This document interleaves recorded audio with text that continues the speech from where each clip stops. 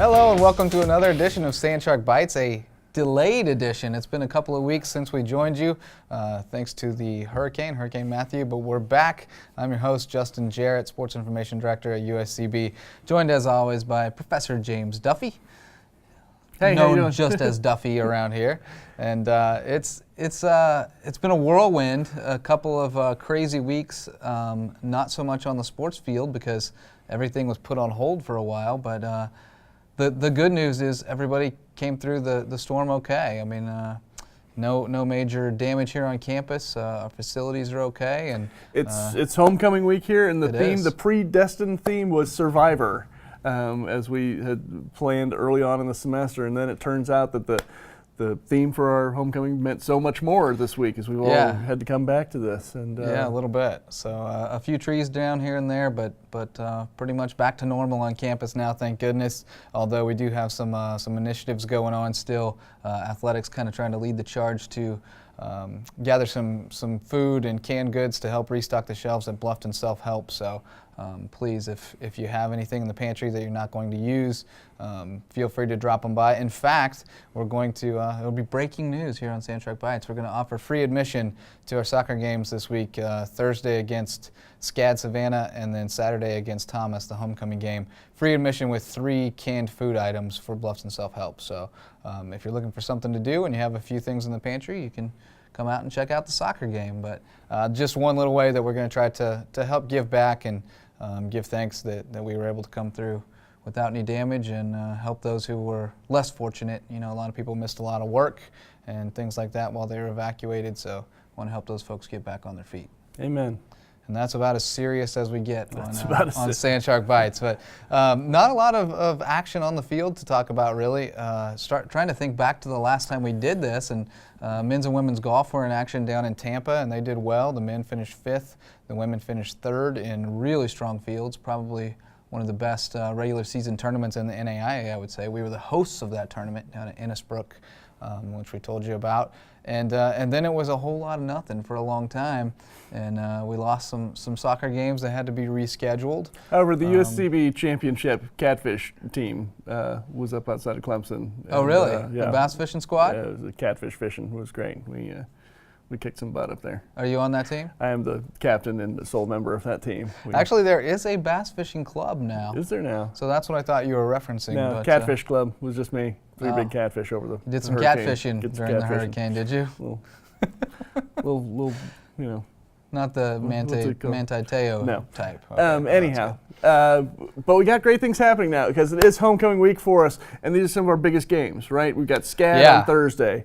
You probably may not see this until Friday, but bees can't swim, right? That's right. Going to crush them here. We flood Finland, and bees can't swim. Those are huge games. Sandsharks were on a little hot streak before the storm came through, had a 3-game winning streak. Unfortunately, that ended this past weekend. Went down to Johnson & Wales in North Miami and tied 1-1 in a game that we felt like we should have won, but to get a point is always good. And then a 3-0 loss to what is now the top-ranked team in the country, Kaiser. They were number 2 at the time. They've since jumped up to number 1 on the strength of that victory over UNCB, apparently. Because we're a tough team. That pushes you up to number 1 if you beat us. This is one of our strongest looking teams, one of our best looking Absolutely. stars. Yeah, and it was, it's disappointing to lose 3-0 to be shut out, but that's the closest we've ever played them, and they're a perennial powerhouse. So I think there's a lot of confidence that comes out of that. The team feels like they didn't play their best, and they still played Kaiser closer than they ever had. So now you go into a couple of games. We're sitting 4th in the conference right now, and 2 of the 3 teams that are ahead of us are coming in here to Finland this week. So it's about to get heavy. It's going to get good. SCAD at 3 o'clock on Thursday, Thomas at 2 o'clock on Saturday. 2 big games, and if we can get some points out of them, we can start talking about maybe hosting a conference playoff game. That's right, and the 2 o'clock game on Saturday is the crowning jewel in the homecoming, or the crown in the homecoming jewel.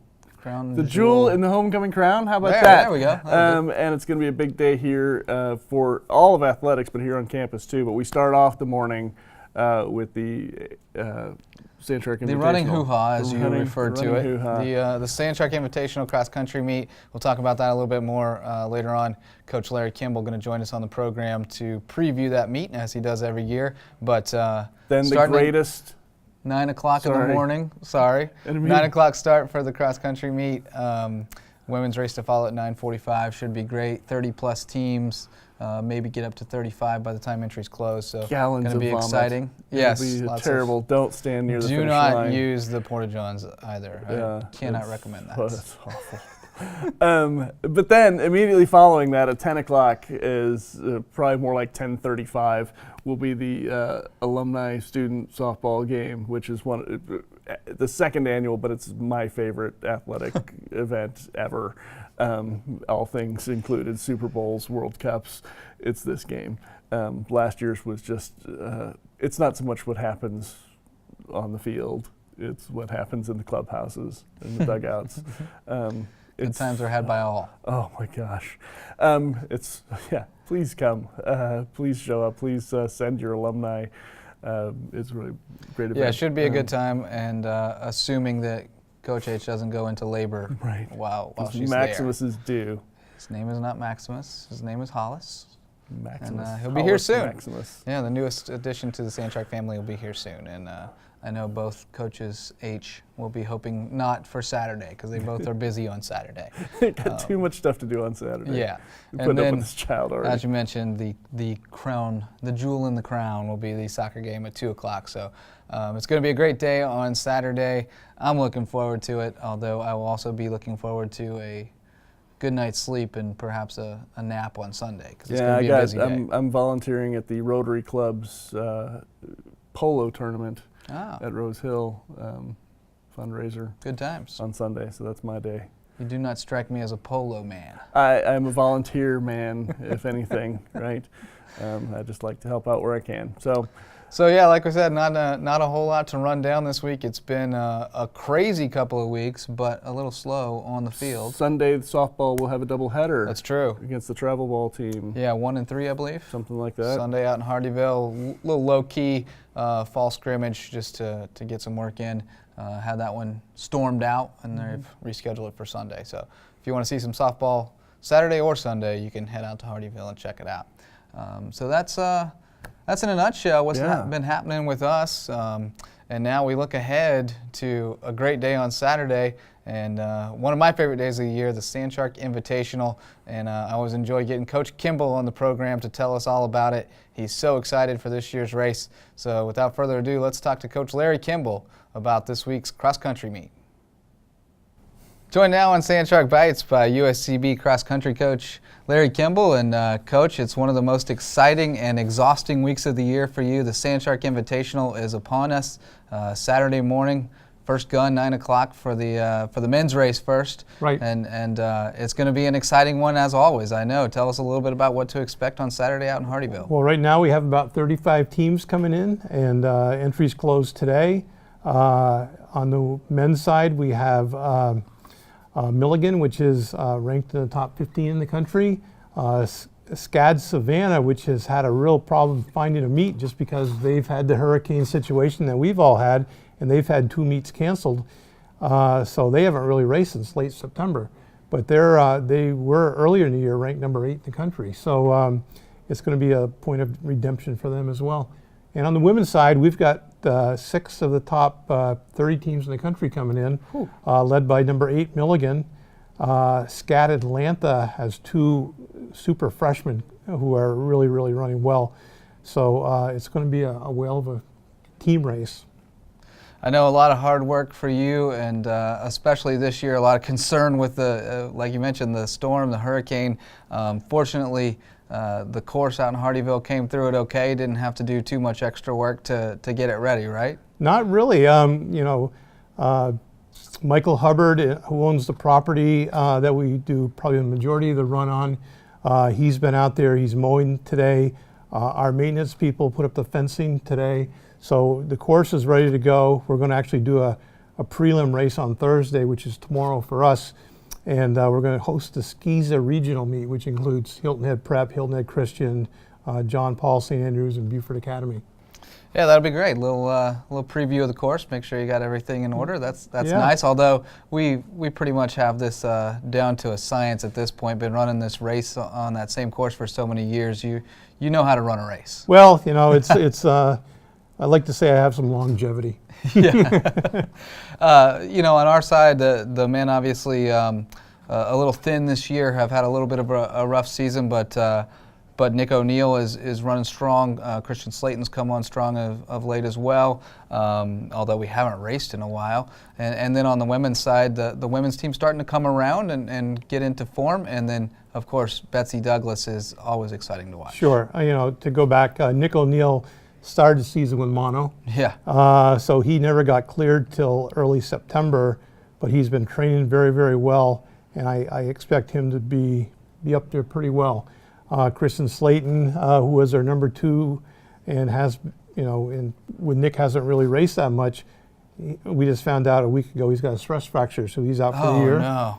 So we are only going to run 2 men. We're going to save some of our 400-meter runners for the conference on November 5th, and Tyler Durst will be running as well. And we've picked up a couple new people who we haven't got eligible yet, but they'll be running unattached.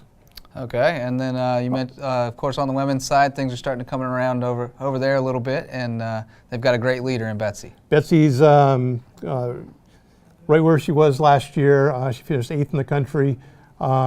She's only been beaten by 3 Division I runners in a meet that I took her up to upstate, and so she's running very well. She ran 17:50 on this course last year. And I expect she'll be running probably in the 17:30s if the conditions are right. Of course, she's got Hannah Seagrave, who's the course record holder from Milligan, who ran 17:15 last year. And Hannah's back, and there's 2 young ladies from England who run for SCAT Atlanta, who are very good, and they're running in the 17:30 range. So Betsy's going to have her work cut out for her, and so we'll see what happens. She's ready to go. She had a great workout this morning, so I think she's good to go. Jamie Thomas, our number 2 runner from Vermont, it's her last go-around. She's a senior, and I think she's kind of come to the realization, like, uh-oh, this is it. Yeah. So she'll be, I think she's ready to go, and Hannah Johnson, who's been our number 3 from Aner, South Carolina, is running a lot better than last year. So we've got another group of 4, 5, 6 ladies who are battling out for 4 and 5. All right, well, it's going to be a very interesting race, and like you mentioned, it'll be a preview for the conference meet as well, November 5th on the same course. So, right. If you haven't been to a Sand Shark Invitational cross-country race, it is quite a sight to behold. There will be probably upwards of 250, 300 runners in both the men's and women's races. The way Coach lays out a course, it's very spectator friendly. You can pick a spot and see the runners come through 2 or 3 times and still hightail it back to the finish to see the kick. So it's a lot more spectator friendly than you might think it is, and a lot of fun to watch and a lot of excitement. So the biggest event of the year as far as sheer participation for USCB Athletics, and pretty close to the biggest one in the county. I mean, we've got teams coming in from 8 different states, pretty much 90% NAIA schools. So we are kind of the premier NAIA race this part of the country. Yeah, it's going to be a great one. We'll see you out there. Get there early if you're going to be a spectator, because it does get a little difficult to get around traffic-wise as the race time gets closer. Get there by 8:30 or so, I'd say. 9 o'clock start for the men, and then the women to follow at 9:45. Hope to see you out there. Thanks for joining us, Coach, and look forward to the race. No problem. Thank you, JJ. We'll be right back with more here on Sand Shark Bites. At the University of South Carolina, Beaufort, we offer small classes, individual attention, and an affordable education in an atmosphere that fosters diversity and achievement. We are students. We field 9 Sand Shark sports teams that compete in the Sun Conference. We are athletes. We are one university with 2 campuses serving the coastal areas of South Carolina and Georgia. We are the Low Country. We are the fastest growing 4-year school in the University of South Carolina system. We are USCB. Well, always good to talk to Coach, and he's fired up. He's he's tired, but he's fired up for the race. I was going to say, he only took 4.5 minutes on that little segment there. That's pretty terse. Well, yeah, we interviewed him after a morning of working out at the course, getting things ready. So yeah, that was brief for tight-lipped. Coach. Yes. Well, there's only one thing left to do here before we wrap up another week of Sandshark Bites, and that's to name our official Sandshark Bites Athlete of the Week. And slim pickings this week because we only had the one team in action. And not the greatest results, a tie and a loss, although albeit a loss to a very good team, number one team in the nation. So we had to kind of scrape a little bit, but there were some really good efforts, especially against Kaiser, and we're going to go for somebody new, a newbie, a freshman, the goalkeeper for the Sandsharks, Moa Johansson. She played very well against Johnson & Wales. Didn't have to do a whole lot, but the only goal that we allowed was an own goal, so Moa didn't get charged with that one.